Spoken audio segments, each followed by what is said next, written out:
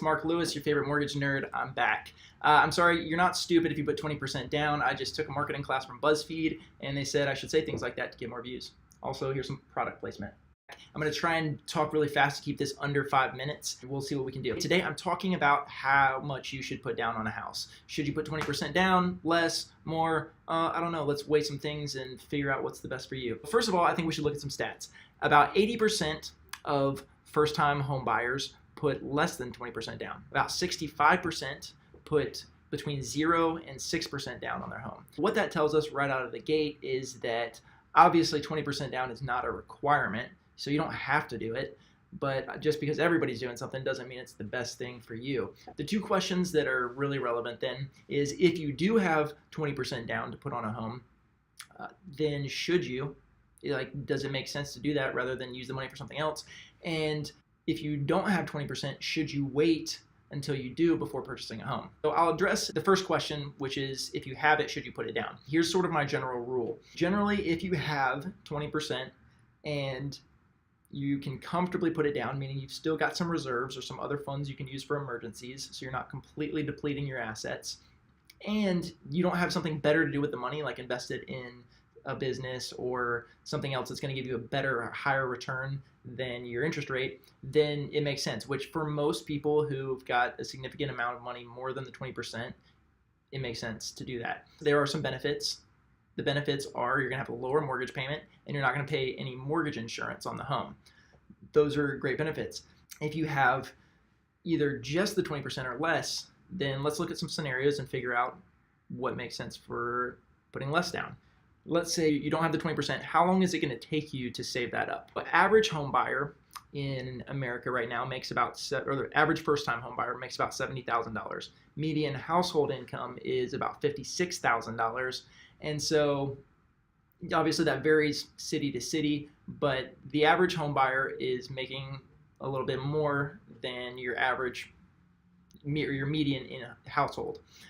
So they've got a little bit more disposable income, but let's assume you're starting at 0. You're just kind of getting in your mind what you're going to try to do as far as your game plan for buying a house. So let's say you're making 70, you're at the beginning of your career or not super late in it, and you're not expecting huge, massive jumps in your income. So we'll keep it at 70 for the next 7 years just for figuring out a savings rate. So let's say you're fairly financially savvy, but you're putting aside 20% of your gross pay every paycheck, and so each year you save $14,000, which is 20% of 70,000. And then you've got a sugar mama or sugar daddy that gives you $1,000 every Christmas, so you're sitting pretty at $15,000 that you save every year. If you want to buy that $300,000 house, which in a lot of cities like Houston, if you're in the city, is not a huge house. In the suburbs, it can get you a pretty nice place. But let's say that's what you're going for. You're going to take 4 years to get to that $60,000, which is 20%. But then you've also got some other costs you want to consider. You've got closing costs. You've got inspections you want to get on the home before you buy it. You're looking at probably another $10,000. So you want $70,000 just for the down payment, closing costs, inspections, and purchasing the home. And then you're going to want to have some reserves. You don't want to just drain everything so that you have nothing left. Here's my general rule for people to buy with less than 20% down. If you have determined that within your current life situation, it makes more sense for you to own than to rent, meaning you're not going to be moving anytime super soon. You're planning to stay in that same city unless you plan on renting the property out, or you've done some sort of thinking about it, some analysis, and you've determined it makes more sense for you to buy. Then if it's going to take you a long time to save up that 20%, then it may make perfect sense for you to do what most people are doing, which is buy with less than 20%. So obviously you're going to pay that mortgage insurance and you're going to pay a little bit more in your monthly payments than if you had that 20%.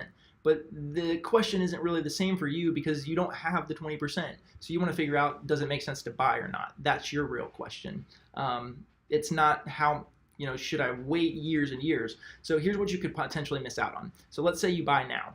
First of all, in 5 years, the home is going to, on average, appreciate by about 3% a year. So at the $300,000 home, the value of it's going to be $345,000. So if you buy it now, you get the $45,000 in appreciation equity. If you buy it later, then not only did you miss out on the $45,000 in equity, but you have to pay $45,000 more for the same house. So really it's costing you $90,000. If you'd bought it earlier, you also would have had, you would have been building up equity just by paying down the principal through your payments every month. So that would have been another $27,000. So that right there, you've got, it's really costing you $90,000, but let's say the 45 plus the 27, you're looking at $72,000, which is your whole annual salary that you missed out on because you wanted to save on not paying for mortgage insurance, which would have cost you $10,000 over that same period. So net, you lost out on about $62,000. So that's a general average. Again, just disclaimer, when I talk about, say, 3% appreciation, that's if you were to take darts and throw them at houses all over America. That's in general.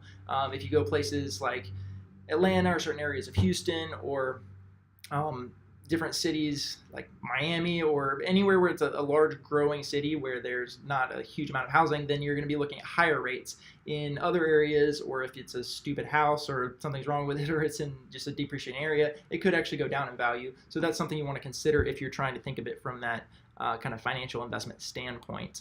But anyway, that's just my general thoughts. That's my 2 cents. I went way over. Hope you guys have a great night, and you can ask questions in the comments. Peace.